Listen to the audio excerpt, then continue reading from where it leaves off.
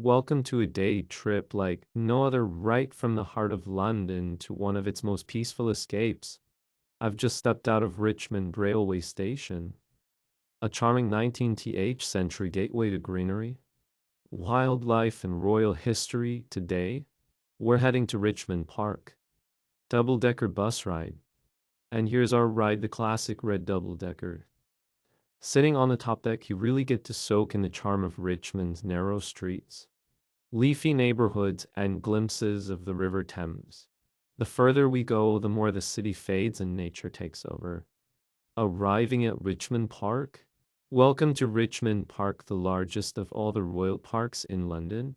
Spanning over 2,500 acres, it's a living piece of history, dating back to 1625 when King Charles I enclosed the area for hunt during the plague. Today, it's a haven not just for people, but for hundreds of deer. The gate creaks open and nature greets you with open arms. Welcome to Richmond Deer Park, a quiet haven just beyond the city's edge.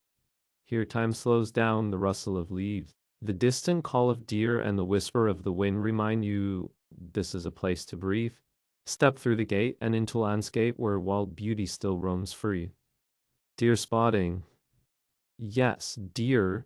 Over 600 of them roam freely here, red deer and fallow deer, descendants of those brought in by the king nearly 4 centuries ago. They're gentle, majestic, and surprisingly unfazed by people. But it's always best to admire them from a respectful distance. Covered fully with big trees and plants, a quiet rhythm moves across the grass. A herd of deer, graceful and alert, glides through the open parkland. Each step is calm yet watchful, a silent language shared between them. In this ancient park, they're not visitors. They belong, and for a moment so do we. As the deer disappear into the distance, I keep walking, drawn deeper into the heart of the park. The forest opens up around me, each step surrounded by a quiet majesty. Tall oaks, ancient beeches, and whispering birches line the path, each tree telling its own quiet story. The air is earthy and still, with light filtering softly through the canopy. With the map in our hand, things became clearer. We could finally see where to go next and discover the many paths and destinations within Richmond Park. Penn Ponds, the twin lakes nestled deep within Richmond Park, were originally created in the 18th century as part of a landscape design project.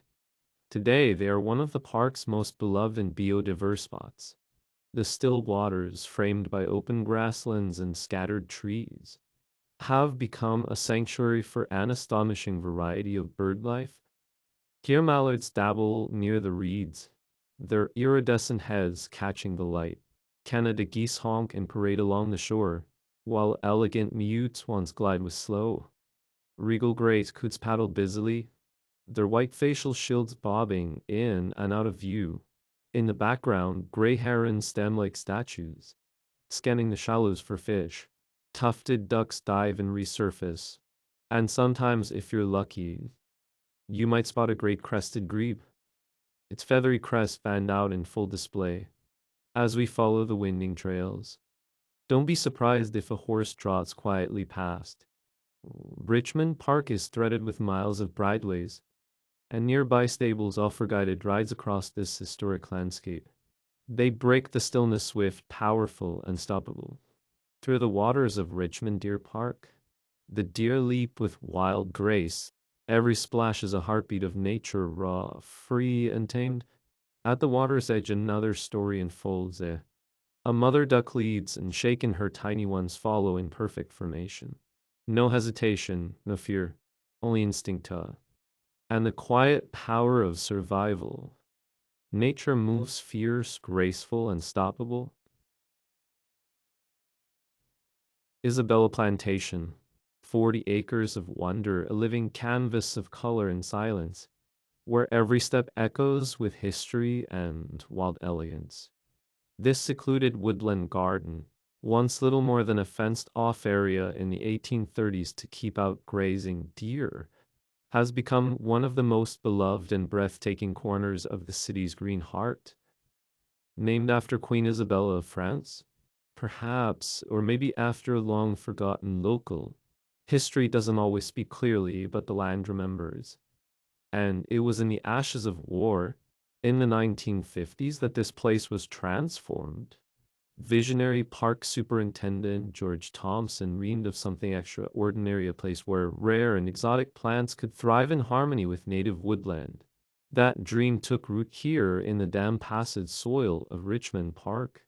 Streams were carved, ponds restored.